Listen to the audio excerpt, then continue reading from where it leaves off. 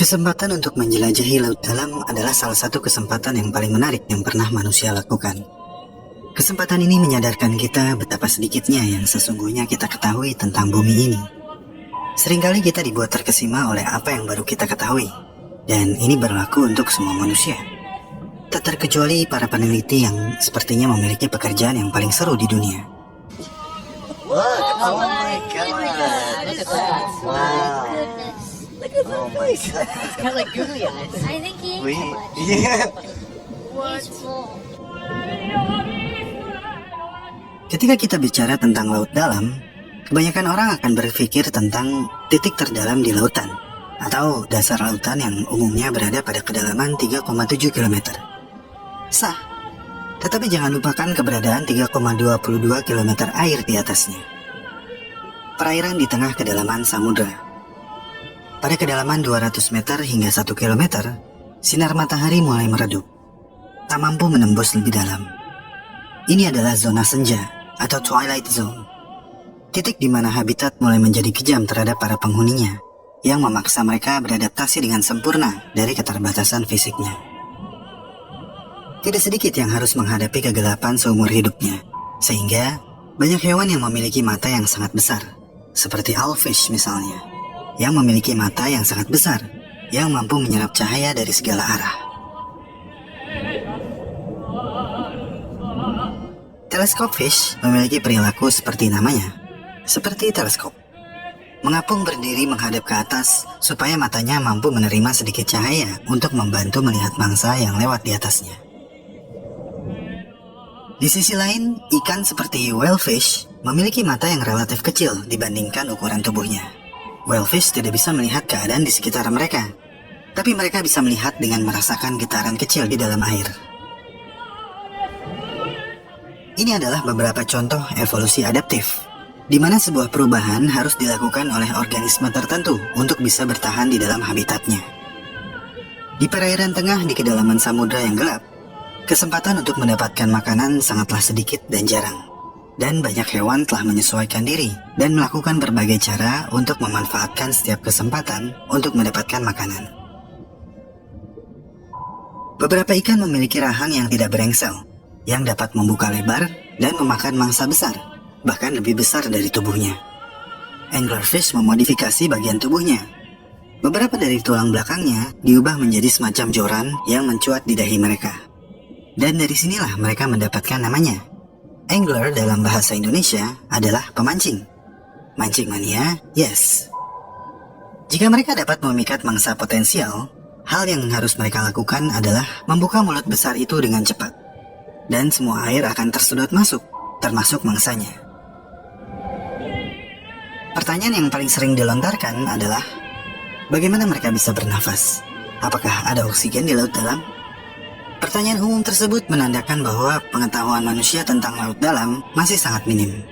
Tapi di video ini, kita akan sama-sama belajar tentang hal tersebut. Dalam video ini, kita akan melihat dan memahami beberapa adaptasi makhluk laut dalam yang sudah dijumpai oleh para peneliti dalam eksplorasi laut dalam yang telah berlangsung selama sekitar 30 tahun. Ini adalah video yang agak panjang. Gunakan fitur timestamp untuk kemudahan navigasi. Untuk yang sayang kuota, kemungkinan nanti akan dibuat highlight yang terpisah.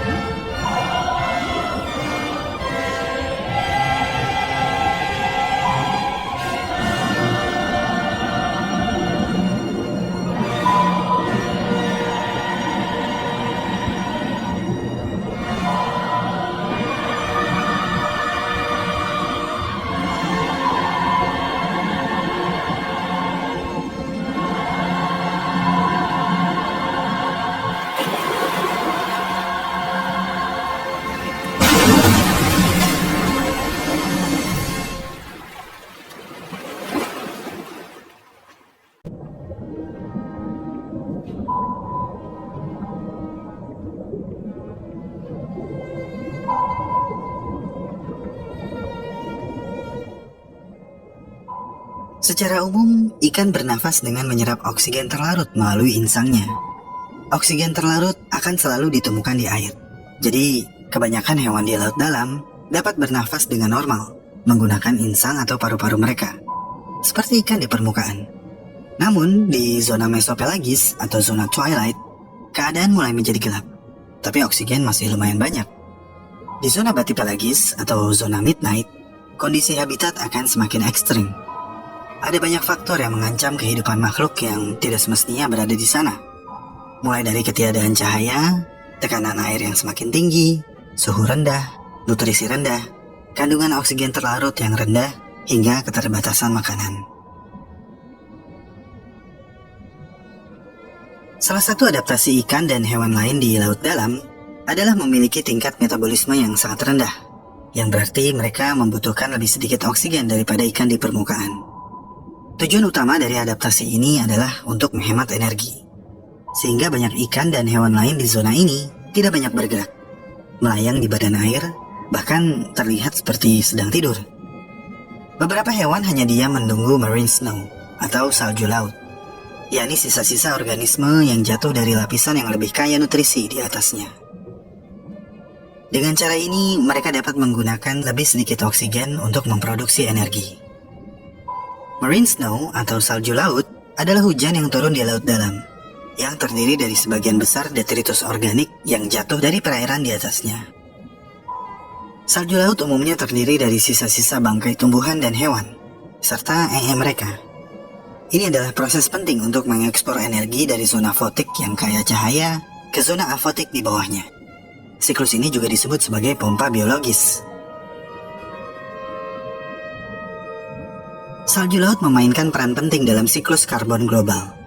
Patricia Yeager, profesor ilmu kelautan di Universitas Georgia, pernah mengatakan, salju laut seperti daun yang berguguran di hutan. Salju laut membawa makanan yang dihasilkan oleh fotosintesis di permukaan laut yang cukup terang ke laut dalam yang lebih gelap. Salju laut memberikan makanan penting bagi hewan dan mikroba yang hidup di tempat yang kita sebut zona senja atau twilight zone.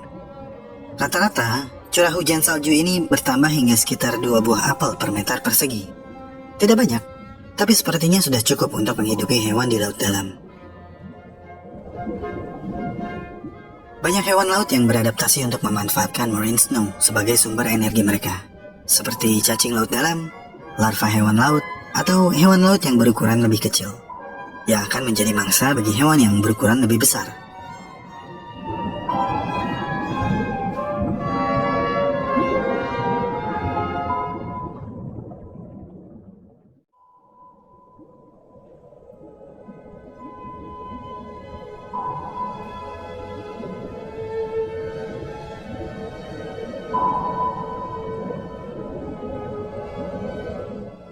Di laut dalam ada banyak kelompok organisme yang telah terspesialisasi dalam cara yang tidak terduga untuk bertahan hidup. Beberapa dapat tumbuh sepanjang 3 meter dan lainnya mengambang seperti hantu di badan air. Cacing laut dalam adalah salah satu penghuni yang paling beragam dan paling tersebar luas di dunia yang gelap dan dingin ini. Banyak dari mereka dikenal sebagai polychaete, yang berarti banyak bulu. Karena fakta bahwa setiap segmen di tubuh mereka memiliki sepasang parapodia yang tertutup bulu, yang disebut chaetae. Ditemukan di hampir setiap sudut di laut dalam, polychaete menguasai lautan dan memainkan peran penting di dalam ekosistem laut dalam. Di struktur ventilasi hidrotermal yang menjulang tinggi dan berbatu ini, hidup satu jenis cacing polychaete yang telah beradaptasi untuk bergantung sepenuhnya pada ventilasi hidrotermal. Ini adalah cacing Pompei, seekor ekstremofil, yaitu organisme yang menyukai lingkungan habitat yang ekstrim untuk kelangsungan hidupnya. Dan mereka merupakan hewan paling tahan panas di bumi, yang hanya ditemukan di ventilasi hidrotermal di Samudra Pasifik. Mereka membentuk koloni tabung tahan panas yang menempel pada ventilasi hidrotermal. Namun, yang paling unik dari cacing ini adalah fakta bahwa ujung ekornya berada di dalam cairan ventilasi hidrotermal yang super panas, dengan suhu yang mampu mencapai 80 derajat Celcius. Sementara kepala mereka yang seperti bulu, mencuat keluar dari tabungnya, ke suhu air yang relatif lebih dingin. Cacing Pompei membentuk hubungan simbiosis dengan bakteri. Rambut yang melapisi tubuhnya menjadi selimut anti panas berbahan koloni bakteri berfilamen. Bakteri itu tetap hidup karena cacing Pompai mengeluarkan lendir yang kaya enzim gula dari punggungnya untuk memberi makan mereka. Dan sebagai balas budi, bakteri bertindak sebagai insulasi dan detoksifikasi terhadap cairan ventilasi hidrotermal di dalam tabung cacing, mengubah bahan kimia yang mematikan menjadi energi yang dibutuhkan cacing untuk bertahan hidup. Tapi cacing polychaete juga melimpah di hamparan terbuka di laut dalam, di mana mereka bertahan hidup dengan memakan plankton dan salju laut yang melayang turun dari atas. Beberapa mensekresikan semacam jaring lendir raksasa di sekitar tubuh mereka. Di sini, di zona perairan tengah, di antara permukaan dan dasar laut, adaptasi cacing polychaete tampak lebih unik. Cacing-cacing ini dapat mengapung dan berenang dengan menggoyangkan anggota tubuh mereka atau mendayung menggunakan kaki mereka. Ini adalah Tomopteris, cacing bulu penari. Penari mas, yang mendorong tubuhnya dengan parapodia besarnya. Ciri umum yang mencolok adalah kebanyakan cacing di perairan tengah memiliki tubuh transparan. Ini karena di zona perairan tengah tidak ada tempat untuk bernaung atau bersembunyi. Dan beberapa cacing seperti cacing bomber hijau telah beradaptasi untuk menggunakan biopedar sebagai cara untuk mengejutkan dan mengalihkan perhatian predator. Ketika terancam, mereka meledakkan organ penghasil cahaya yang disebut fotofor, menjatuhkan semacam bom bercahaya.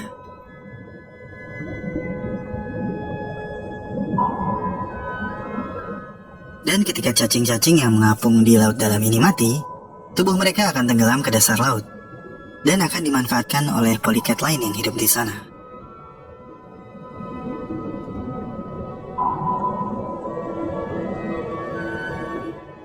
Sesekali pesta besar muncul, yaitu saat bangkai mamalia laut tenggelam ke dasar laut. Bangkai paus mampu menghidupi ekosistem di area tersebut selama 50 tahun. Semua akan makan dengan lahap. Setelah daging habis, pestanya bubar. Sisa bangkai mulai ditinggalkan, tapi ada polychaete yang tetap makan, karena mereka memiliki kemampuan untuk mendapatkan nutrisi yang tidak dapat diakses oleh hewan lain. Nutrisi yang terkunci di dalam tulang. Ini adalah tugas cacing Osedax, cacing pemakan tulang, atau cacing zombie. Dengan akar hijaunya, mereka mengebor ke dalam tulang bangkai paus untuk mencapai lemak di dalamnya. Sumsum tulang yang gak direbus. Dan sembari makan, cacing Osedax menjalankan peran penting dari siklus nutrisi ekosistem di laut dalam. Cacing-cacing ini memainkan peran mendasar di ekosistem laut dalam sebagai detrivora, simbion, dan sumber nutrisi bagi predator.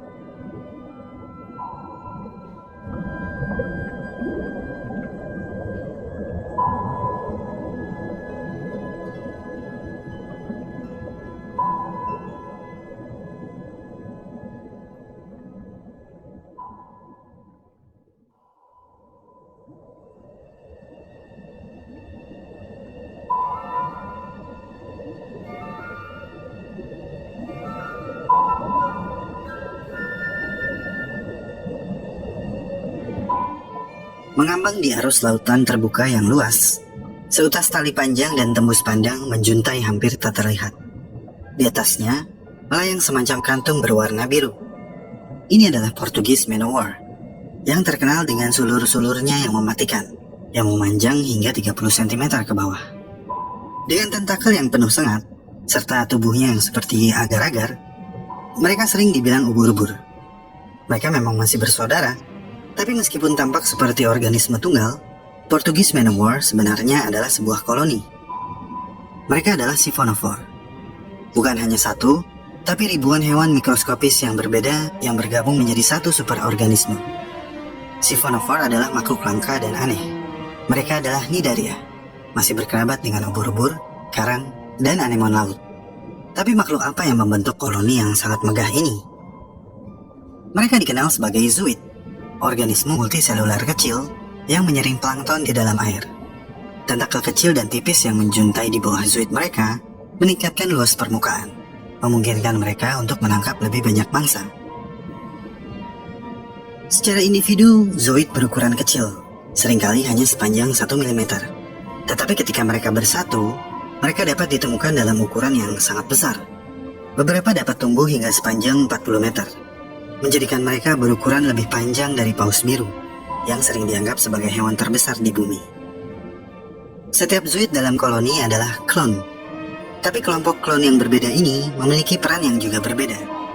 Kita ambil contoh Manowar, yang terdiri dari 4 bagian terpisah yang disebut polip, yang berisi zooid dari varietas yang berbeda, yang masing-masing dikhususkan untuk memenuhi tujuan tertentu dalam satu koloni. Polip paling atas adalah kantung apung, yang dikenal sebagai pneumatophore.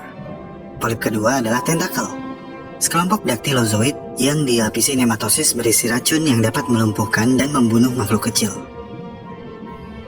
Otot di dalam tentakelnya menarik mangsa ke arah polip ketiga, yang mengandung organisme pencerna yang dikenal sebagai gastrozoid, yang menyalurkan nutrisi bagi seluruh koloni. Di dekatnya terdapat gonozoid, yang berfungsi untuk reproduksi.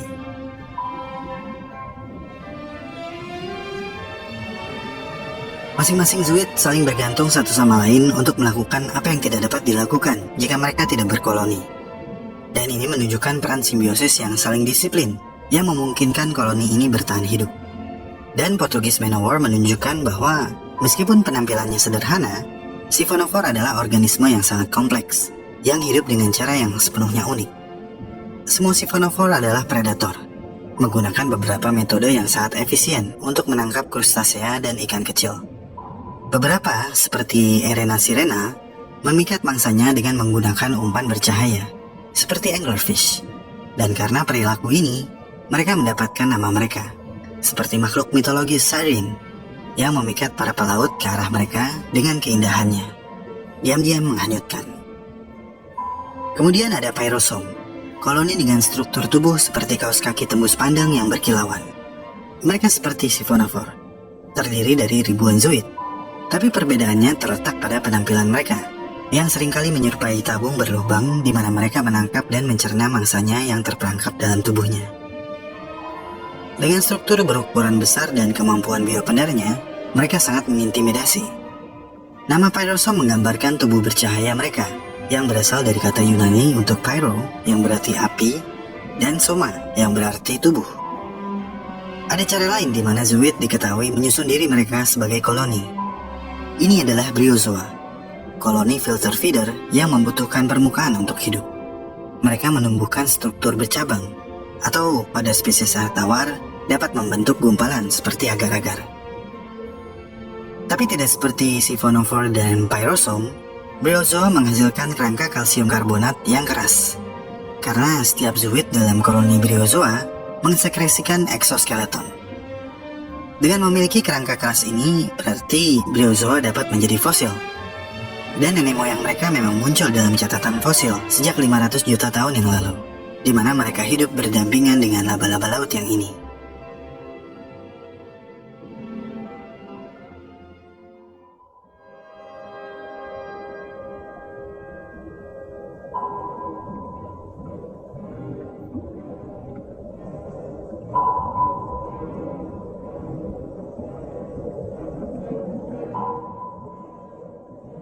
Jika kamu memiliki arachnofobia, maka laba-laba yang seukuran wajah ini mungkin akan terlihat sangat menyeramkan.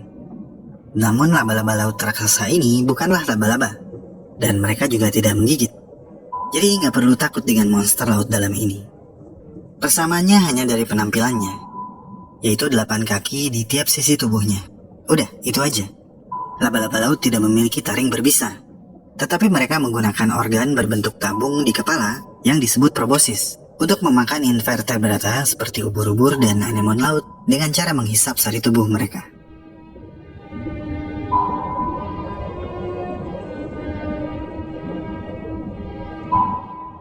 Meskipun tubuh laba-laba laut berukuran kecil, mereka memiliki struktur tubuh yang lumayan lengkap. Organ vital dan organ reproduksinya terdapat di kaki-kakinya yang panjang. Mereka tidak memiliki paru-paru atau insang, dan bernafas dengan menyerap oksigen melalui permukaan tubuhnya. Mereka memompa darah ke seluruh tubuh mereka menggunakan isi perut yang memanjang hingga ke ujung kaki mereka. Laba-laba laut adalah Pycnogonida, sejenis arthropoda yang hidup di habitat bentik di semua kedalaman, mulai dari pantai berbatu hingga laut dalam. Beberapa laba-laba laut dapat mencapai ukuran raksasa dan dapat memiliki rentang kaki hingga 1 meter. Mereka hidup dengan kisaran kedalaman mulai 2.200 meter hingga 4.000 meter. Spesies yang berukuran kecil cukup lincah dan dapat berjalan atau berenang menggunakan 8 kaki mereka, dan kerap mengadopsi postur berbentuk komet saat menuruni kedalaman air. Mereka melipat kaki mereka ke belakang, mengurangi hambatan dan meningkatkan laju penurunannya. Postur ini juga membantu menstabilkan orientasi mereka. Laba-laba aneh ini telah ada selama jutaan tahun dan merupakan bagian dari kelompok hewan purba yang pertama kali muncul pada periode Kambrium, di mana sebagian besar kelompok hewan modern mulai bermunculan. Dan spesies yang berukuran raksasa adalah hasil dari apa yang disebut dipsygigantism atau gigantisme abisal, seperti isopoda raksasa ini.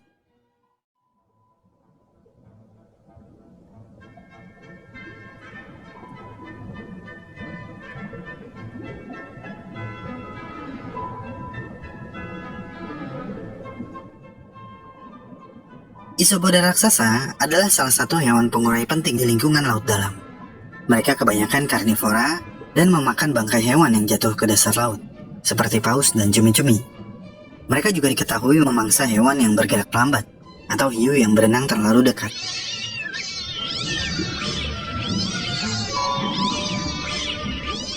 Ada sekitar 18 spesies isopoda raksasa yang dikenal, dan mereka diklasifikasikan sebagai raksasa atau super raksasa karena mereka bisa tumbuh hingga berukuran sangat besar, antara 17 hingga 76 cm. Kalau kamu takut berhadapan langsung dengan isopoda raksasa, seperti saya, kemungkinan besar kamu pernah bertemu dengan salah satu kerabatnya, kutu kayu atau peelbug. Mereka adalah jenis isopoda yang jauh lebih kecil, yang hidup di tanah.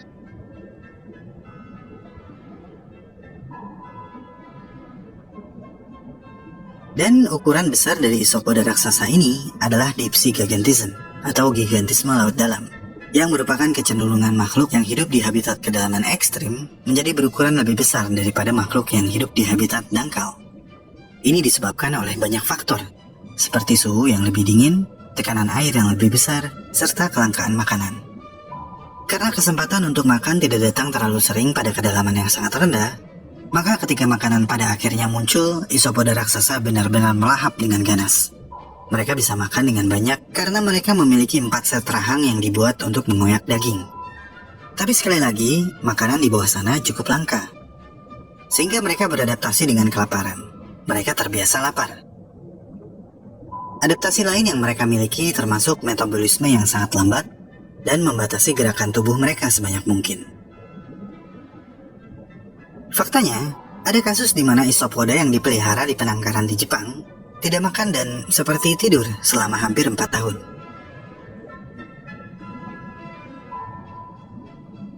Dan meskipun memiliki penampilan yang menakutkan, isopoda raksasa masih mampu mencari pasangan dan berkembang biak. Telur yang mereka hasilkan dianggap sebagai telur terbesar dari semua invertebrata laut, dengan diameter hingga 1,5 cm. Dan ketika bayi isopoda raksasa menetas, mereka sudah sepenuhnya terbentuk, seperti versi mini dari orang tuanya. Dan sekarang pertanyaan ultimate-nya, apakah bisa dimakan? Dan seperti apa rasanya? Katanya sih bisa. Dan kamu mungkin sering melihat di beberapa channel YouTube. Tapi yang muncul di sana bukanlah isopoda raksasa, melainkan isopoda yang lebih kecil. Ingat, ada isopoda raksasa dan super raksasa yang berukuran hingga 76 cm. Bagi yang sudah mencoba, katanya sih rasanya seperti udang atau kepiting, tapi lebih strong.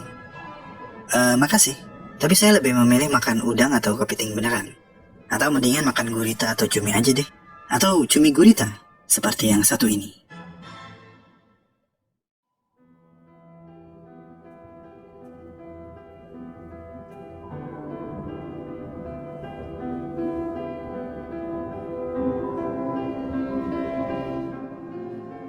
Jauh di kedalaman lautan, di kegelapan yang dingin, hiduplah makhluk purba dan misterius.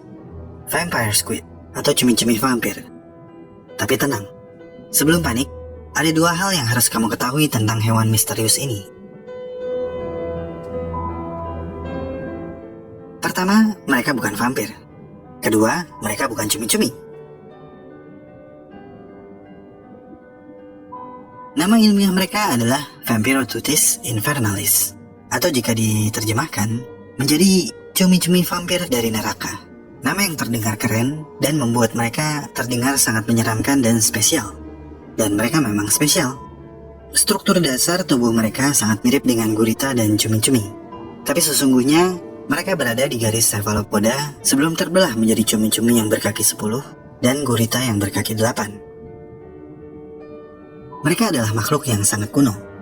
Seekor fosil hidup yang memberitahu kita cukup banyak tentang seperti apa bentuk cephalopoda ratusan juta tahun yang lalu.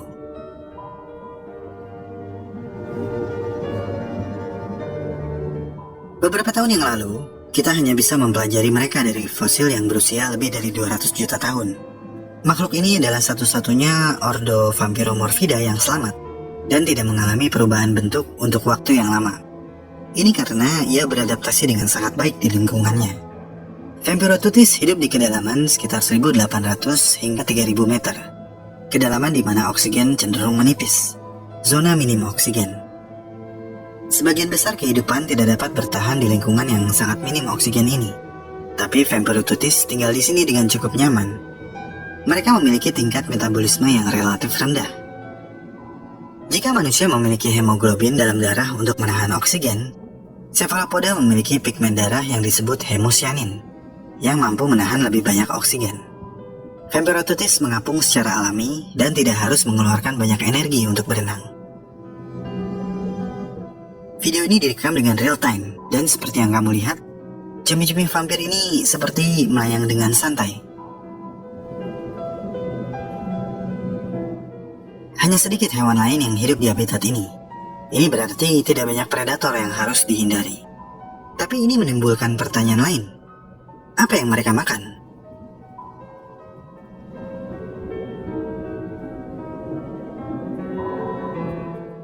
Karena kebanyakan cumi-cumi dan gurita adalah predator. Mereka memburu dan memakan mangsa yang hidup.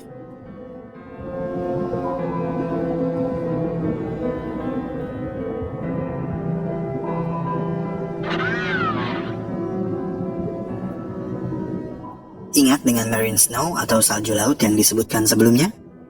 Nah, Vampiroteuthis telah beradaptasi memakan detritus serta partikel dari salju laut ini. Salju laut terdiri dari proses kehidupan di lapisan permukaan. Memang tidak terlalu menggugah selera, tapi apa boleh buat? Semua harus dilakukan untuk bertahan hidup. Cumi-cumi vampir memiliki sepasang filamen ramping dan panjang yang muncul di antara sepasang lengan pertama dan kedua. Filamen ini memiliki susunan panjang seperti semacam rambut pendek yang lengket, yang mampu mengumpulkan partikel salju laut. Setelah terkumpul dalam jumlah yang banyak, ia menarik filamen menggunakan lengannya dan mengikisnya ke dalam rongga mulut, kemudian menelannya. Perilaku makan mereka menunjukkan bahwa mereka memang cocok untuk tinggal di tempat seperti ini. Ini adalah kombinasi adaptasi khusus dari habitat tertentu, dan tiap spesies di laut dalam memiliki adaptasi yang khusus juga. Habitat yang tidak bersahabat ini memang hanya dihuni oleh sedikit hewan. Tapi kumpulan salju laut yang tenggelam dari atas sudah cukup untuk menghidupi sedikit hewan tersebut. Dengan adaptasi uniknya, cumi-cumi vampir tumbuh subur di tengah zona minim oksigen, di mana sumber makanannya berlimpah, tapi hanya sedikit pemangsa.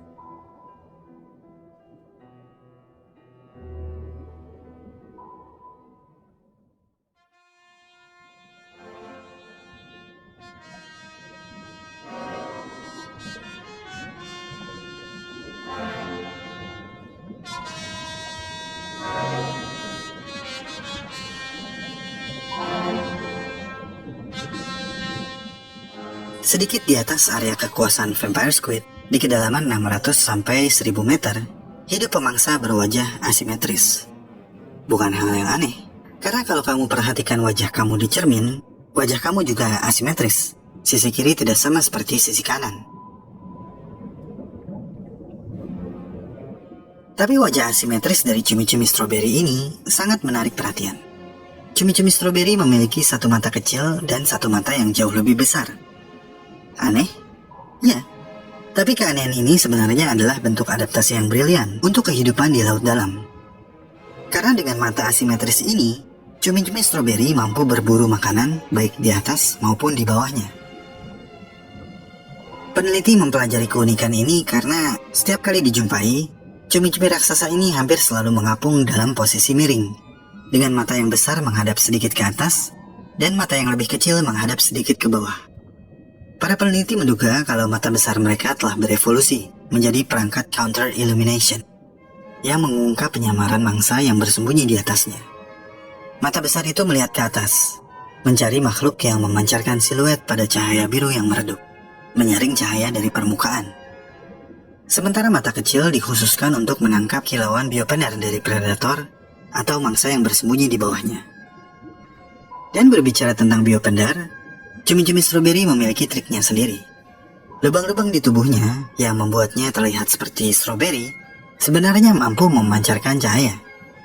Bagi kita, mereka memang terlihat seperti cumi dengan warna yang mirip stroberi. Tapi jika tubuh bercahaya ini dilihat oleh organisme yang berada di bawahnya, maka bisa menyamai cahaya yang datang dari atas. Dan ini terjadi terus-menerus, membuat cumi-cumi ini hampir tidak terlihat oleh apapun yang berada di bawahnya. Masalahnya adalah, beberapa dari mangsa mereka juga menggunakan trik yang kurang lebih sama. Jadi kebanyakan predator tidak bisa melihat mereka dari bawah.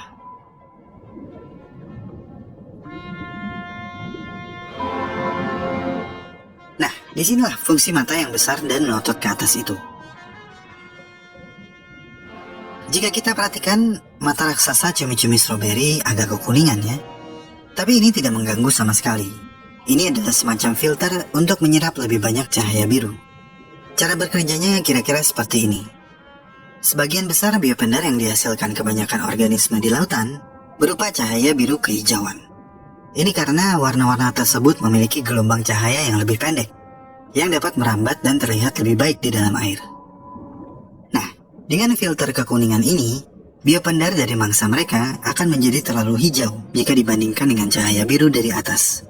Dan warna hijau tersebut akan sangat menonjol. Jadi tidak ada cara untuk menghindari mata besar ini. Mata yang mampu melihat semuanya di kegelapan laut dalam. Mengingatkan saya kepada Eye of Sauron. Tapi tenang, nggak semua hewan laut dalam berpenampilan horor. Contohnya si gurita yang lucu ini.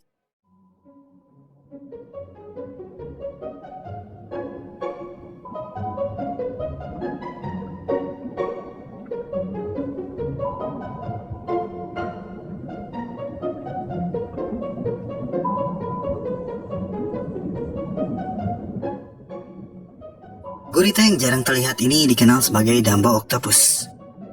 Boomer begitu mendengar namanya pasti bisa langsung menebak dari mana mereka mendapatkan namanya.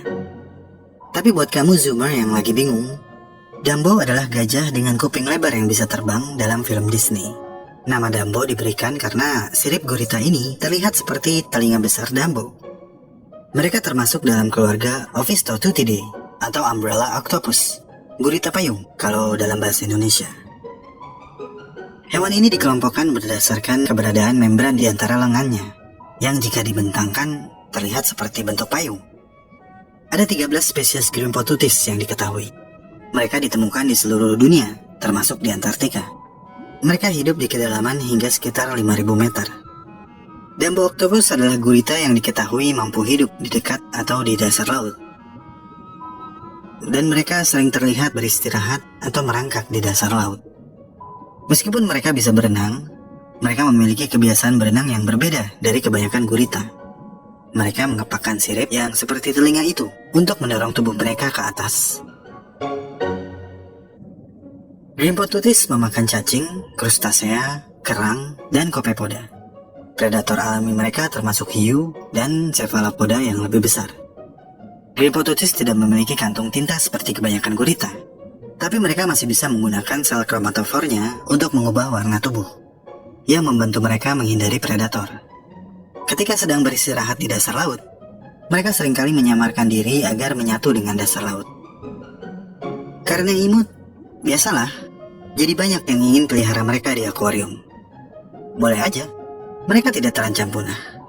Tapi kamu harus punya akuarium dengan tekanan air yang setara dengan kedalaman 300 meter, supaya mereka bisa berenang ke sana kemari, menghibur kamu yang suka mengurung hewan. Nah, kok jadi emosi gini ya? Anyway, bukan kita aja yang terkesima oleh si Dumbo Octopus ini.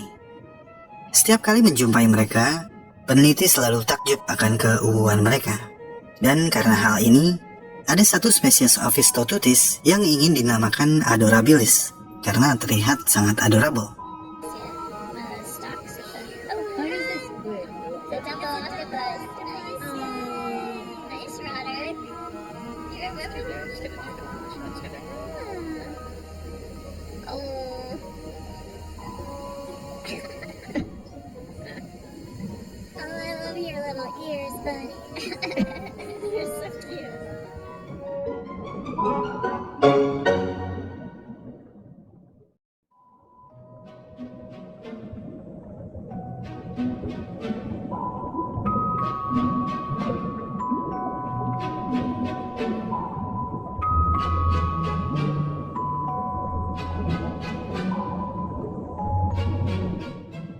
Mereka memiliki nama seperti makhluk dari mitologi Yunani. Chimera adalah hewan hibrida yang bernafas api dengan kepala seperti kambing, ekor ular, dan tubuh singa. Atau kadang dengan kombinasi hewan yang berbeda. Aneh ya? Tapi menurut saya, nama yang diberikan tersebut kurang sesuai. Karena chimera laut dalam ini lebih ke imut daripada aneh. Mereka memiliki berbagai macam nama, seperti ghost shark, rabbit fish, dan redfish. Nggak salah juga, karena mereka memiliki ekor seperti tikus, gigi seperti kelinci, lubang hidung seperti mamalia, dan kemampuan berenang yang lebih mirip dengan terbangnya burung. Tapi ghost shark atau hiu hantu adalah satu nama yang paling umum untuk mereka. Tapi ini juga kurang tepat, karena mereka sama sekali bukan hiu.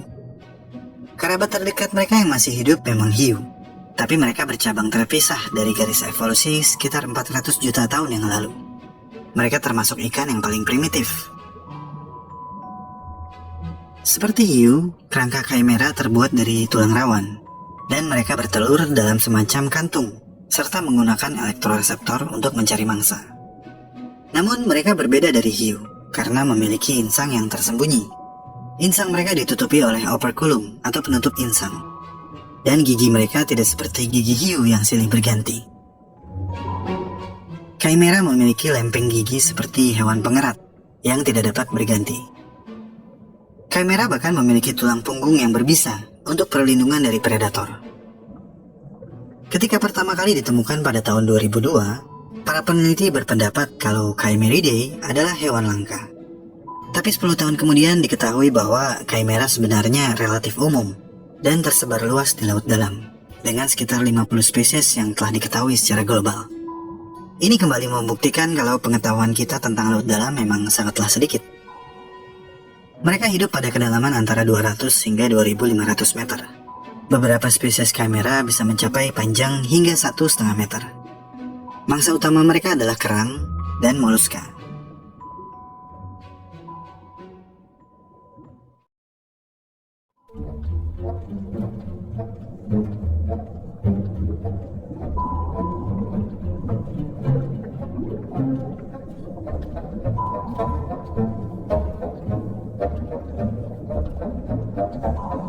A 58-year-old swimmer was bit today by a shark that's relatively small and rarely seen. The last time we heard about the cookie cutter shark was when it bit another channel swimmer here in Hawaii 10 years ago. Jika ghost shark memiliki nama yang tidak sesuai dengan penampilannya, coba cookie cutter shark atau hiu pemotong kue jika diartikan ke dalam bahasa Indonesia. Nama yang kedengaran lucu bukan? Cookie shark, pemotong kue. Tapi kamu harus tahu dulu kenapa mereka dinamakan demikian. Hiu yang gak umum ini hidup di perairan hangat di seluruh dunia. Tapi mereka juga tercatat sering ditemukan di perairan laut sedalam 3,7 km. Mereka biasanya tumbuh sekitar 50 cm dan memiliki tubuh silinder panjang dengan moncong tumpul yang pendek. Warna tubuh mereka coklat tua dengan fotofor yang memancarkan cahaya di sepanjang perutnya, kecuali di sekitar tenggorokan dan celah insangnya. yang membuat mereka terlihat seperti memiliki kerah. Kerah gelap ini tampaknya seperti meniru siluet ikan kecil. Sementara bagian perutnya menyatu dengan cahaya dari atas yang menuju ke bawah. Nama cookie cutter atau pemotong kue mengacu pada kebiasaan makan mereka. Mencungkil segumpal daging bulat dari mangsa, seolah-olah dipotong oleh pemotong kue.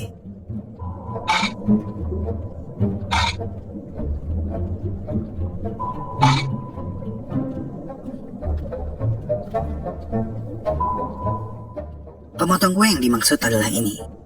Dan kalau diperhatikan, gigitan mereka memang rapi banget. Jadi ngeri ya sama ketajaman gigi mereka. Bekas gigitan hiu ini sering ditemukan pada berbagai mamalia laut, ikan, kabel bawah laut, hingga kapal selam. Enggak, saya nggak salah ngomong. Mereka memang diketahui sering menyerang kapal selam. Pada tahun 1970-an, beberapa kapal selam Angkatan Laut Amerika Serikat dipaksa kembali ke pangkalan untuk memperbaiki kerusakan yang disebabkan oleh gigitan hiu pemotong kue pada bagian kubah sonar mereka, yang menyebabkan oli transmisi suara di dalamnya bocor dan mengganggu navigasi. Awalnya pihak Amerika Serikat mencurigai kalau itu adalah ulah dari senjata musuh yang mereka tidak ketahui. Tapi pada akhirnya mereka mengetahui biang keroknya dari bekas gigitannya. Masalah ini diatasi dengan memasang penutup fiberglass di sekitar kubah. Kemudian pada tahun 1980-an, sekitar 30 kapal selam Angkatan Laut Amerika Serikat kembali rusak akibat gigitan hiu pemotong kue. Sebagian besar kerusakan terjadi di pembungkus karet pada kabel listrik yang mengarah ke prop suara, yang biasanya digunakan untuk memastikan keamanan sebelum kapal selam muncul ke permukaan. Beberapa peralatan oceanografi dan kabel telekomunikasi juga dirusak oleh spesies hiu ini. Beberapa hiu memang diketahui sering menyerang kabel fiber optik di dasar laut, mengelupas karet pembungkus kabel, dan menyebabkan jaringan internet di dunia melambat. Ada apa dengan hiu dan kabel ya? Apakah menggigit kabel membantu menanggalkan gigi mereka? Atau justru membantu mengasah ketajaman gigi mereka? Bicara tentang gigi,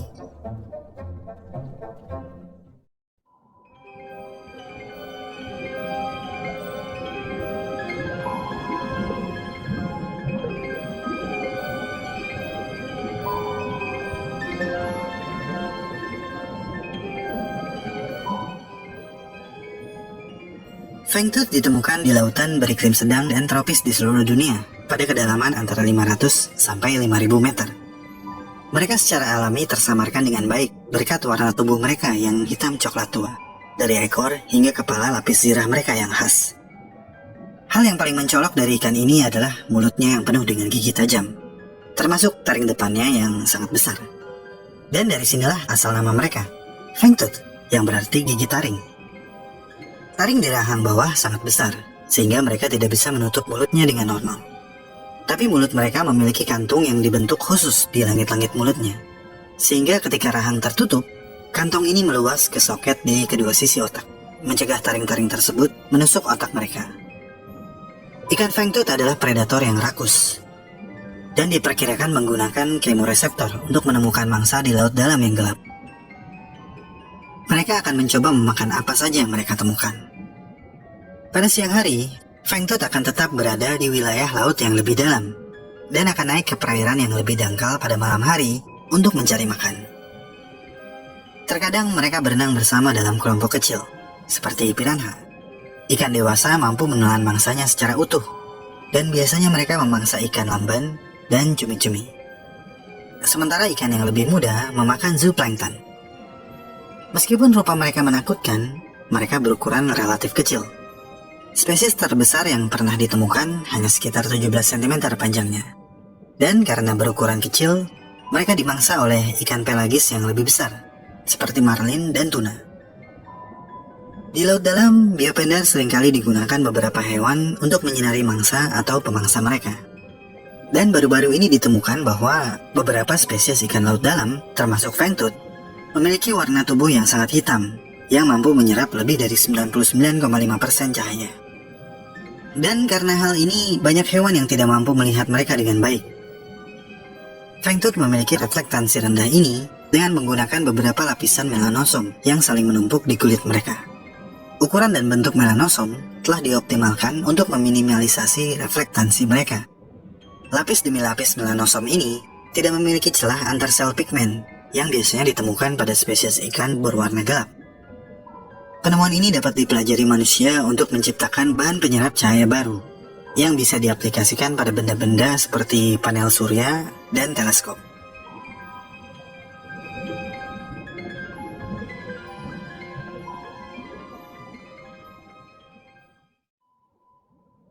Jadi kita telah membahas 10 hewan di laut dalam yang sebelumnya kita tidak mengerti sama sekali. Sebenarnya masih banyak lagi hewan lain yang gak kalah menariknya. Mungkin di lain waktu kita akan kembali bertemu di perairan tengah kedalaman samudra. Akhir kata, bersama-sama kita telah menyentuh dasar lautan dan mendapat sedikit pemahaman tentang laut dalam. Tapi itu hanya seujung kuku aja.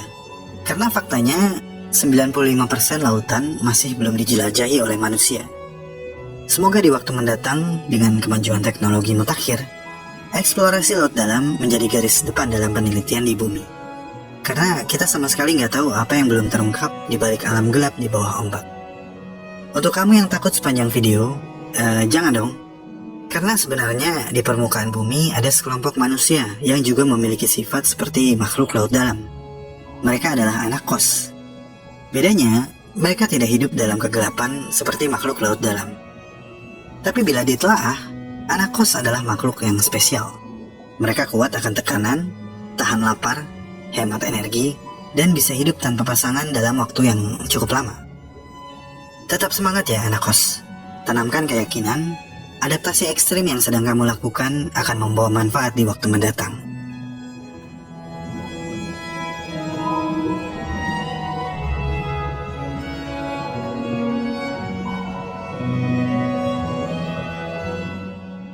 Terima kasih telah menonton sampai menit ini. Saya sangat-sangat menghargai segala support yang teman-teman berikan kepada Alam Semenit. Jika ingin tahu lebih banyak tentang subjek pembahasan dalam video ini, cek deskripsi video. Di sana teman-teman bisa menemukan segala jurnal, literatur, dan referensi saya dalam menyusun naskah. Kepada teman-teman yang baru subscribe, selamat bergabung. Semoga apa yang disajikan oleh Alam Semenit bisa membawa manfaat bagi kita semua. Jika suka dengan pembahasan dari Alam Semenit, like video ini dan share. Karena like dan share dari kamu akan membantu perkembangan channel ini. Ikuti perkembangan semua hal yang aneh, menjijikan, dan indah yang mengundang rasa ingin tahu kita semua. Sampai jumpa di video selanjutnya.